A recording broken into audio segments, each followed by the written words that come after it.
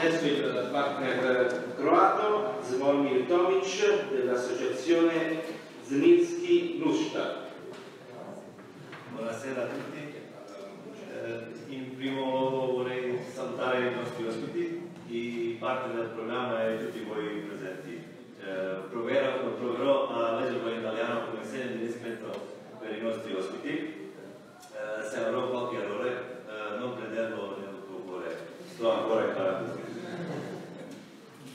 Visto che l'obiettivo principale del progetto Best Volley afferma per promuovere lo sport come rete di inclusione tra persone abili e persone diversamente abili attraverso la pallavolo da seduti, siamo fortemente motivati a promuoverlo nella nostra comunità con una forte volontà di avere un impatto sulla comunità e darle l'opportunità di impegnarsi in comunità attraverso il City Volleyball.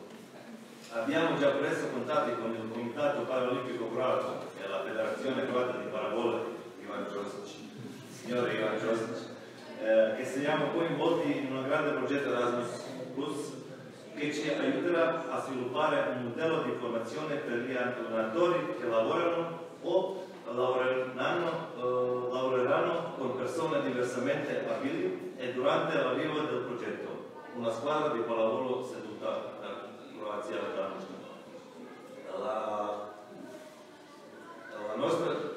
la nostra città di Nuštar sta ancora subendo le conseguenze della guerra di indipendenza del 1991 e una di queste è che abbiamo un sacco di persone con disabilità diverse, invalidi civili e di guerra, molte persone disabili e bambini che subiscono conseguenze dopo la guerra. E poiché Nuštar si trova nella parte rurale della Croazia, le persone diversamente abili non hanno davvero attività da svolgere, quindi questa è una grande opportunità per coinvolgerli, anche le loro famiglie e tutte le persone nella nostra comunità in una nuova opzione di attività sportiva nella nostra zona.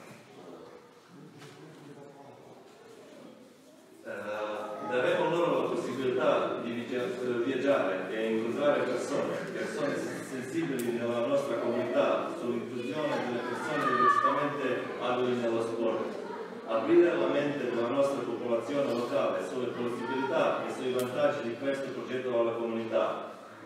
Vogliamo mettere Nuštar su una mappa di grandi luoghi in cui vivere e avere un impatto positivo sulla società per promuovere attività di inclusione sociale attraverso attività sportive sane e divertenti e contrastare forme di discriminazione e intolleranza su ciò che è visto diverso.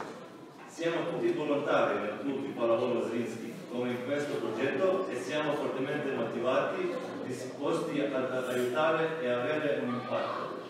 Vogliamo dare opportunità alle persone nella nostra comunità con questo progetto. Grazie mille.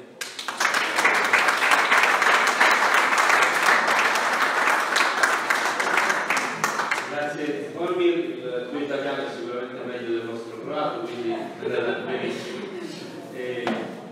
Tony Viterale per concludere e poi